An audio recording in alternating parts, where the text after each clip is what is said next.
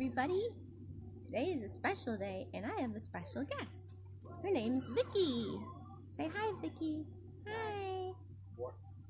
And this is special because I'm going to show you something about what makes me who I am. Because, we all have something special about us, and it makes us unique and distinctive from every other person on the planet.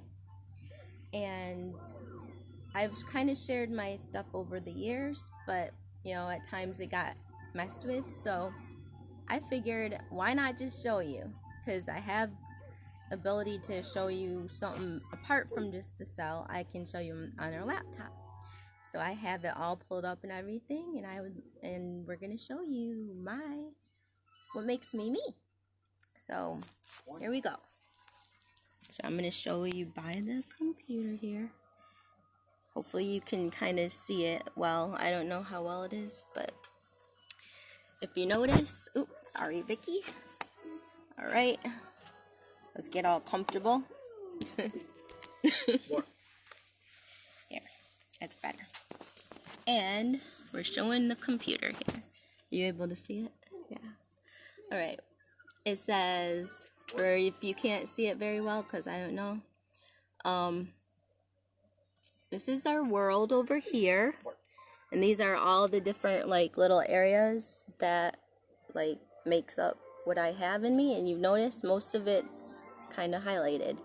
That's all of me. So yeah, I'm everywhere.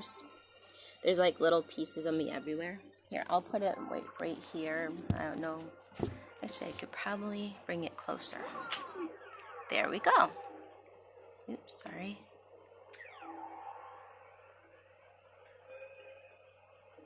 Bear with me, people. I'm kind of new at this part.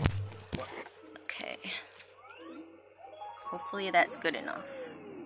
If it's not good enough for you folks, we don't know what else to tell you. Okay, so you can see my little... Yeah, I'm highlighting things. Ha! That's me. Okay. Up here is Cameroon, Congo, and Southern Bantu peoples. I have 28% of that. And that is actually over in this little area. It's in Africa. In the Congo regions and all that. Yeah. I have ancestry in the Congos. Then for European side, I have England, Wales, and Northwestern Europe. That's 27%. And then I have Native American, North, South, Central, and South. All those. And it's 10%, and they got a little more descriptive for that in these years. I mean, in this time period that they did it, they kind of upgraded and they enhanced it a little.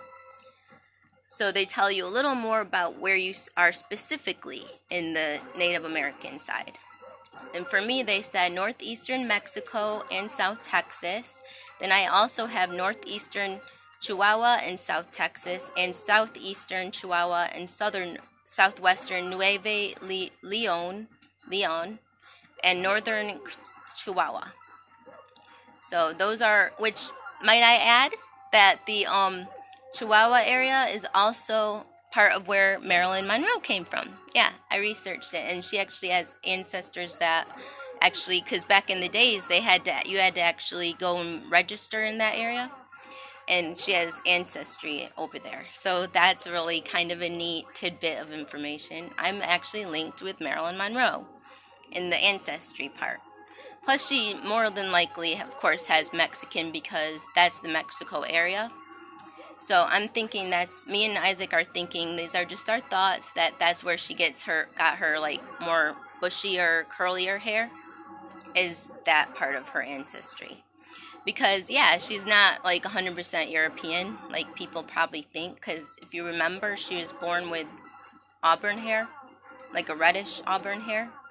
She did not have blonde. She dyed it. So, and she had freckles, people. So she was not you could tell she had some Oriental or ethnic type ancestry. But yeah, that's kind of neat. And then I also have Benin, Togo, which is also from Africa. That's 9%. I have Germanic Europe. So see, I at one point thought I wasn't German. I am. I have German in me. 8% German. All right, honey, calm down. Then I have 6% Spanish. So I have Mexican and Spanish in me. Then I have 3% Ivory Coast, Ghana, which I think is... I'm not exactly sure 100%. Where is that at? I think that's in Africa as well. Ghana? Yeah, it is. Let me see here for a second. It shows you exactly where. Primarily located Ivory Coast, Ghana. It's actually more in a... It is in that area, but it's like by water. That's kind of cool. Hey, I'm by the freaking Iberian Peninsula type thing. It's kind of like that, I think. No, not the Iberian, but it's in some kind of water area because it's showing a lot of water. Huh. It's saying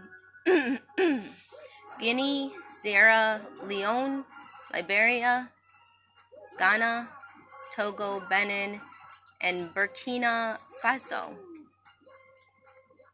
is where the region is that they include in that. And yeah, it's kind of like right by the edge of the water area. So that's sweet. I have sea people in me. Cool. And then Malay is also, I believe, in Africa. Malay Guinea. Nope, over by closer to the Sahara Desert. It's over by, what is that? Middle East? Wait, no. Sahara Desert. Is that in Africa too? I don't know where it all is. Well, Nigeria is right here, and then you go up here to Libya, Sahara, Senegal. Sahara Desert, so they're all... largest desert in the world. That's in Africa then, right? Parts of Africa, Middle East. Africa and Middle East people are very, like, close. Yep. So, yeah. But I have that 2% of Malay, and then I have 2% Nigeria, which is in Africa. Then I have 1% Italian, 1% Ireland and Scotland, 1% Eastern Europe and Russian, 1% Baltic states, which include, let me tell you where that's Estonia, Latvia, and Lithuania. Isn't that Spanish? That's like by Spaniards or something, I think. Well, Lithuania sounds kind of like that. Lithuanian sounds more European Russian style people. Oh wait, yeah, that's probably why they listed it by the Russian. Well, whatever. Okay, that's European then. Okay, so the Baltic states are kind of similar to the Eastern Europe and Russia. I don't know why they separate them then. Whatever. I'm 1% of each. And then 1% Portugal, which is near Spain. That's cool. Why don't they just list all those things, like, just call it all Spain or something, Spanish? That's weird. I don't know, I think each group wants to have their own independent... Well, it's like I'm like one little percentage of each different thing, people. And then these are the additional communities that they just added, was the early North Carolina African Americans and the early Virginia African Americans, which has kind of an interesting history too. Me and 335,451 people all share that DNA. So these are some of the people too. It also tells you who you match with, so that's kind of cool. It says most African Americans in this community can trace their ancestry back to West Africa and present-day Republic of Cameroon, the Republic of Congo, Ivory Coast, Ghana, Nigeria, Benin, and Togo. Over a 200-year period, many were enslaved and brought to North Carolina to work on small farms. Although many were enslaved, some had gained or purchased their freedom before the 1700s. When indentured labor and slavery weren't always lifelong sentences. Others escaped and lived in a free, independent community in the Great Dismal Swamp in the Albemarle Sound. This was from slave days, which kind of is sad. But that's kind of how how they came to come into our, that's how some of my ancestors got over here. Yeah, forced by Was by slavery. England, Wales, and northwestern Europe. That's from those regions. And then there was early Virginia African Americans. This is what at one point I thought was my dad, but I don't think it is now. But he was, what was it called? He's not your dad. William was, I believe, Virginian. I think he came from Virginia. But he wasn't my dad. Because he died when he was in the hospital, like, before I was even born. But yeah, they basically, some Africans came in through, that's just showing where my African side possibly came from, either North Carolina or Virginia. That's how they would have come in through here, through the slave days. And I've been kind of researching a lot more on my African side because it's kind of interesting. It's a very sad and tragic thing, but it's also kind of intrigues me in some ways because I never knew a lot about what happened with there. And did you know that the African and the Asian areas are very similarly connected, and some of the Asians went down into the African areas and never were able to rightfully claim that they were that descendants of that area. They weren't allowed to be on the registry. They were migrants. No, but they still weren't able to actually become citizens. Yes. They weren't able to legalize it. Yeah, that's the sad thing. But they still lived there. So that's why a lot of Africans have Asian look in them. Yep. That's what people don't get. Just because they didn't list them specifically does not mean that you don't have it in you. Those groups of Chinese moved in. And there's been actually Africans with blonde hair and blue eyes, people. Yeah, that was weird. So, everybody thinks of a certain race as only one way. We're now realizing it's far from the truth. Like, you can't just judge a book by its cover and say that's only this, you only have this look if you're this.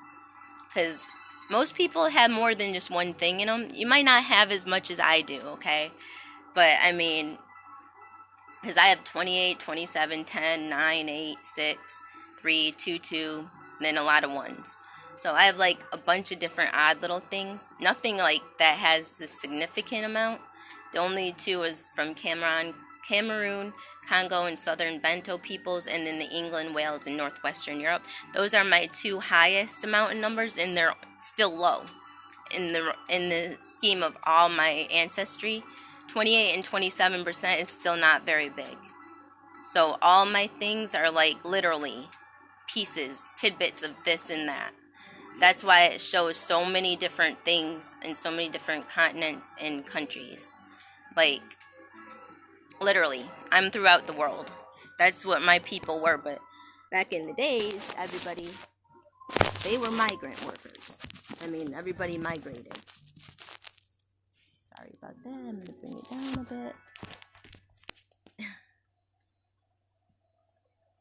I know, I'm scary. Sorry. Damn it. But yeah, I understand you don't watch this, but I just wanted to show you because that was kind of cool, I thought. I'm going to put this somehow in a decent way. Okay, that's better. Now we're back. But yeah, it's just, I thought that very interesting because,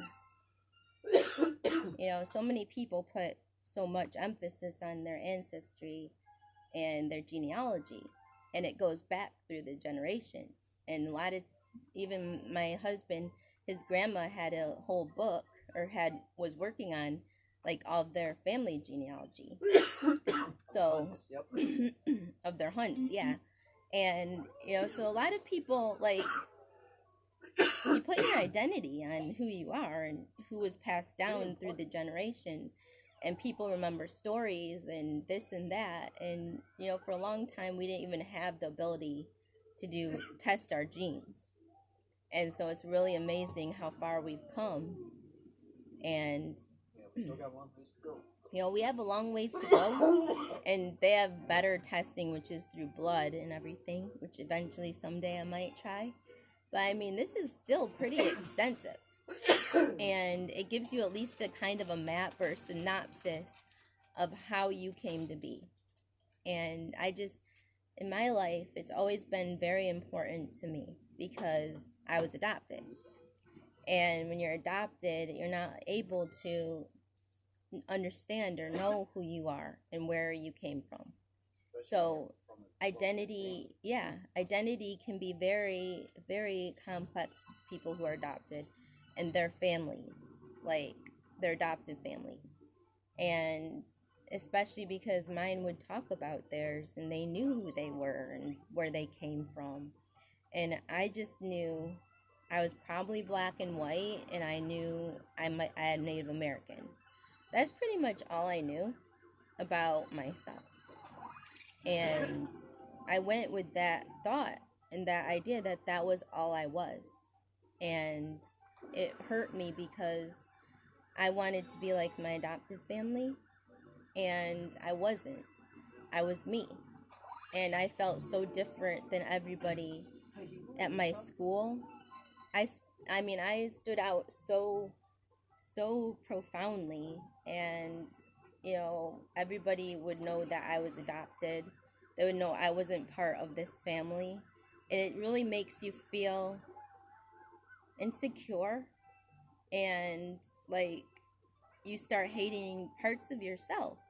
And it's really not it's not something that you even maybe consciously don't think of it all the time, but but you do inside. And I had my brother with me at one point, and we were together, and then he was gone, and I had nobody to link me with my genetic disposition and my genetic makeup. And then I got lost, and I started hating myself, and I became suicidal, and I took it out on myself a lot of times because I thought I was the problem and I was the bad one because I was different. And when you do that with yourself, then just by who you were born to be, it's not even a right thing. It's really not. It's not anything you can control. It's not like if you're overweight, you can diet. You can go on a diet and lose weight. If you're, I guess if you're too tall, you can't really do much either. But it's certain things. It's certain things that your genetics make you be, and that's against your will. That's not anything you can control. So if you can't control it, then I don't think it should be judged, But so many people judge based on things that the person can't even control, their skin color. They can't control that, so it's not fair to judge somebody on something that they were born, that God made them. And a lot of people say that they're Christian people, or that they love God and that they live under God's commands and law. But then if you love God, then why would you judge some of his creation that God made that person to be? That's wrong. If you love God with all of your heart and your soul, and you sit there and judge somebody else based on their ethnicity, and you bring that person down because they were not that same shade color of you that you are, how do you have a right to judge what God created? And that's what I don't like, is that a lot of these people that are judgmental like that are claim to be that they love God and that they follow God's law. That's not following God's law. You don't love God then. If you don't love one of God's creatures and God's creations, then you don't love God, because that's what God made. So you obviously are against what God made. And that's how I believe about that. So you need to check yourself and say, do I really love God then? Am I really following what God says, or am I just being judgmental, discriminatory, and racist? And yeah, I'm gonna say I'm not. It's not called playing a race card at all. It's called being truthful and actually owning up, standing up for what is right in our world, and bringing out the truths. You guys saw this with your own eyes. I have different ethnicities in me. So, I don't only have one thing. And if you don't love me, you're not just not loving that one thing. There's every bit of everybody in me. And so if you don't love who that person is, you don't love part of yourself. If they have part of you in them. You're saying, okay, I don't love that part about you. You can't not love one part of a person. You have to love that whole person, or else you might as well not even love the part that's got connected to you. And so I have to love my whole self. It means I love every bit of who I am, every piece of who God made me to be. And yeah, I make mistakes. I fuck up all the time. But, in the end, I'm going to stand for what God created. And that's me. And I can only do as good as who I am. I'm not able to, I can't tell people what to believe or love or whatever. If you want to hate on certain races, then that's on you. You're allowed to. It's a free country and a free world. But just don't say that you love God, because that's wrong, and you know it. And, ethnicity is so important, and it really defines a culture. And when I believe that we need to love each other more and not just divide. At one point we all were one thing. And now, yeah, we're different things, but it does not mean inside that we're not the same. On the outside, I'm just who I am. But on my inside, I'm a soul. And I have spirit, and that will go back to heaven. And my body will be in the ground. That's what I leave. That's just a passing moment, And I do believe we reincarnate. I think we come here time and time again. That's my own personal beliefs. I think that we've all lived multiple lives before. We each have a different body, and it's even in scriptures. God came and he reincarnated. He rose again on the third day, and he came and showed his hands as his symbol that it was still him in that new body.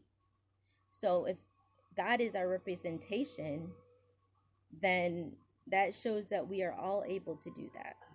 He came as Christ, who is human in flesh, just as we are. So it kind of was his representation to us that that's what we all could be. And that's why I believe that even scriptures actually does talk about reincarnation. And so, I do believe that it happens. And there's been multiple case studies done where kids have known that they've lived before and known things that they could never have known. And they've actually astonished a lot of people. And I think that you do forget at age 5. That's like the cutoff number for it. But this is all spiritual stuff. I know it's not really DNA related, but it's part of who we are. And ethnicity, to me, it's not everything. It's the color, it's the image, it's the look, but it's not who I am. It's not who I have to define myself as. I say I'm ethnically ambiguous because I am. And I have so much in me, and it wants to express itself. And that's where I think life exists the most, is in our expression and who we allow ourselves to be in our aura, and in who we are in our persona. It's more than just the looks, and people feel more than that about you when you are around them. On an image on the computer, it's different, but if you're in front of that person, you're not just seeing them as their body. You're feeling who they are, and they're feeling you, who you are inside. And that's how it's all the different senses. That's how we relate with people. That's why it's so much different in person than impersonal situations like online or through the phone. Our world is so out of touch with who we are because of social media. And when you're around somebody, though, you can't help but know who they are inside just by feeling who they are. And that's what I believe about us as people. We're so much more than just that little number. 28%, 27%, 10%. That's my outward package. But inside, like Vicky, I'm like so much more. And you are too. And as a world, I just hope that one day we do advance to the next stage, and that we are as much as we can be, that our whole potential comes out, and we realize how much more is inside of us, untapped, because there's so much more than what we see and feel and think, and it's the experience. But yeah, that's my ethnicity. And so you guys don't need to ask. I'm like a collage of everything, but I'm able to accept it now. And I think that's where I was running from myself all my life, from that image of who I wanted to be versus who I was. And now I accept that about myself, and I'm happy that I have this look. It's unique and it makes me me, and people can see that about who I am. And I think that's pretty cool. So hope that you guys are having a wonderful day. Me and Vicky wish you well, and we say have a good day. Stay beautiful.